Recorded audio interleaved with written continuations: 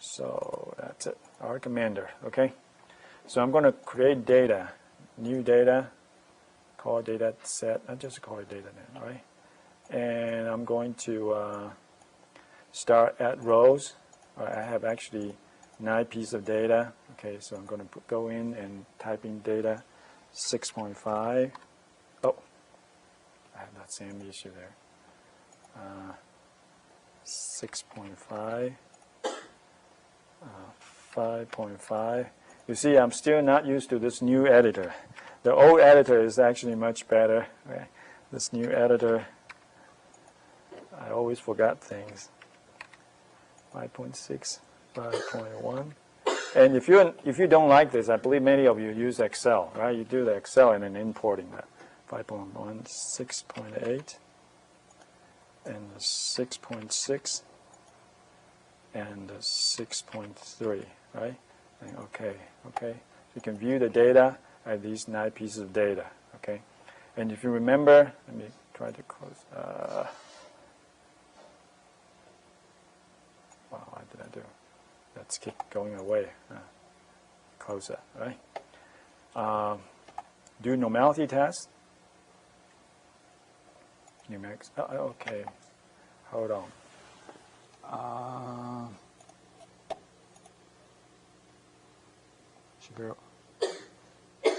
Shapiro test of normality, right? Click OK. So you got the p-value, right? Test for normality. Then you click statistic mean to get the single sample t-test, right? Some place say one sample t-test, and our commander says single sample t-test. Click on that.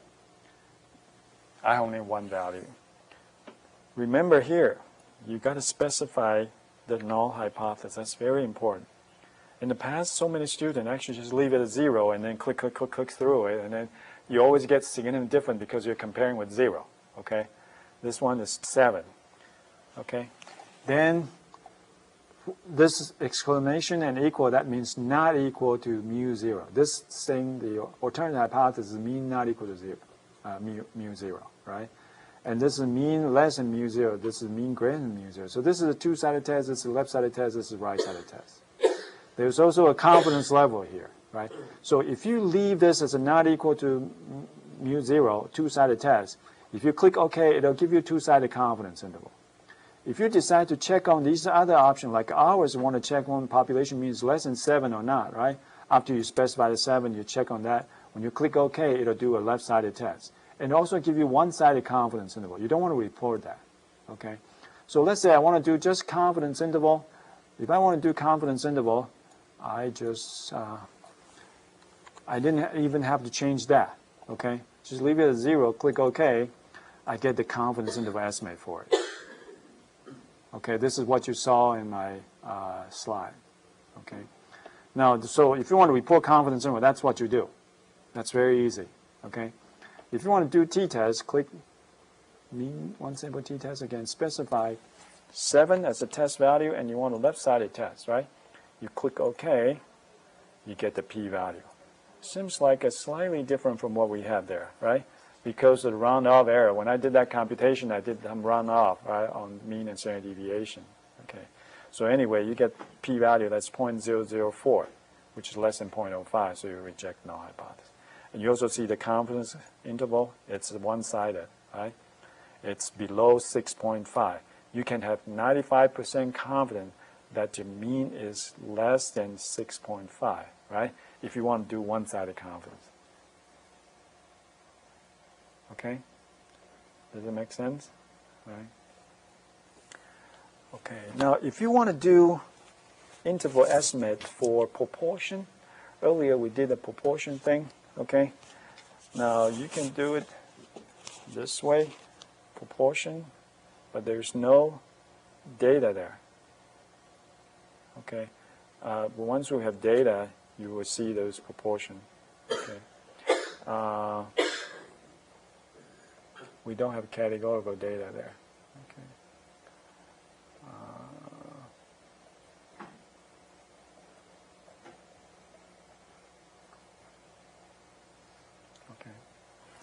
Now let's look at it data actually from my our Springboard page. I think I actually have a data there. Now let's go to my Springboard. Maybe go back. Springboard.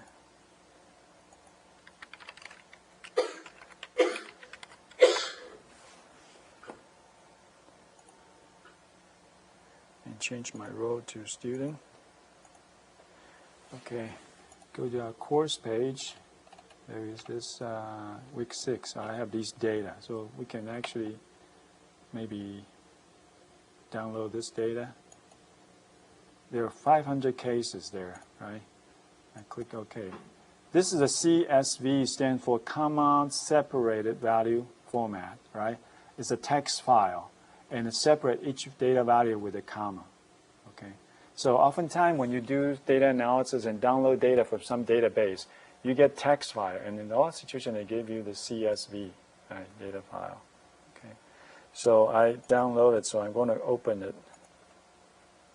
I click Data, Import Data from Text File. It's a text file.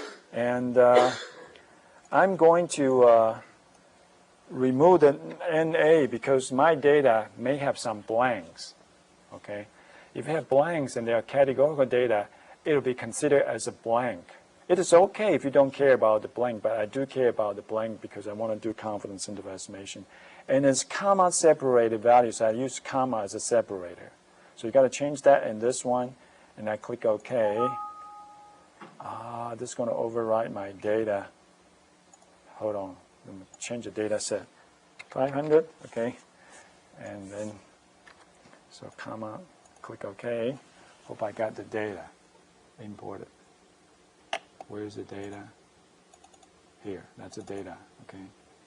Then I'm going to look at the data. Okay, so this is my data. Actually, this is data from a website.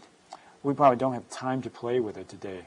I download a random sample of 500 subjects from the 11th grader, right, in U.S. who actually complete a survey in this census. Okay, so there are male, there are female, there are people that are right-handed and left-handed. There are people who actually, let me see. I want to see if there's there was some other yes and no question maybe. I'd like to see yes and no to do the estimation for proportion. I don't see any, huh? Do you see any yes or no? Okay, here. I have vegetarian, whether you are vegetarian or not, allergy, whether you have any allergy or not, for food, for anything, okay? So I got these are binary. So I can click statistic, proportion, single sample proportion test, and I got gender binary, allergies binary, vegetarian binary. So let's say I want to estimate those who are vegetarian, okay? You can click vegetarian and click OK. They give you the confidence interval estimate for it. They actually give you hypothesis testing, right? Let's do this. Proportion, single proportion. Now, in the old version, if you click on option, you see some option for hypothesis testing, right? Older version actually have this right underneath here. So if you look at my R instruction page, the option tab, if you click on it, that's under the data. But I don't know why that John Fox changed that. I created another tab. And so for testing hypothesis, it was placed here. Okay, it's 95% confidence interval. Okay, and using normal approximation. Testing for proportion equal to 0.5 or not. Now, we haven't talked about testing hypothesis for proportion, but we did do the confidence interval, right? So this way actually give you the confidence. Oops, I'm sorry, I didn't change. I choose vegetarian. It gives you the confidence interval estimate for percentage of vegetarian, which is 95.45 to 98.48. Okay, but this is done using a formula that is unbiased estimation. Okay, this doesn't give you the exact outcome from what we learned in our class. Okay, what we learned in our class, if you go to my website,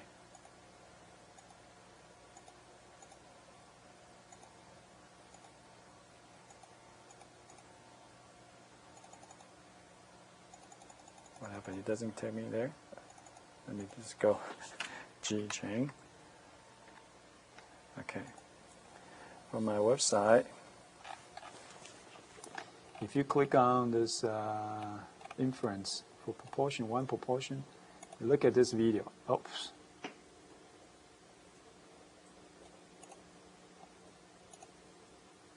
This video clip show you Sorry, how let me to click. Let me stop it. compute the confidence intervals. Okay.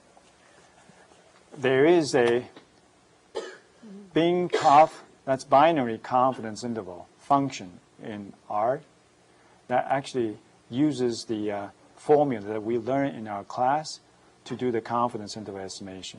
And in order to do that, you just have to run this function, right? This number will be actually a number of people who are vegetarian, and this number will be the sample size, okay? In fact, I think we can use this to help us to solve the problem that we just solved in the class, right? The problem that we did in our class, let's see this one. We have 170 responded yes out of 300 people, okay? You want to do confidence interval estimate for proportion of people who ate dinner after 8, okay? We can do that, all right? So let's go to the, and however, to run this, you need to have package HMISC, right?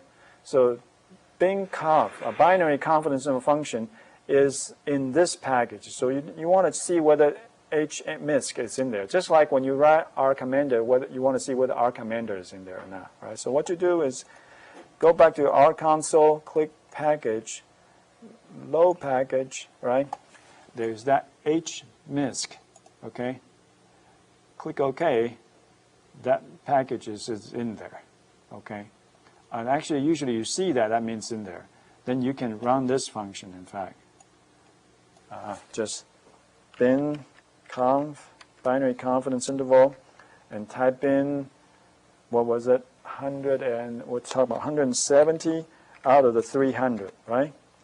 And you want to type methods equal to parenthesis, asymptotic,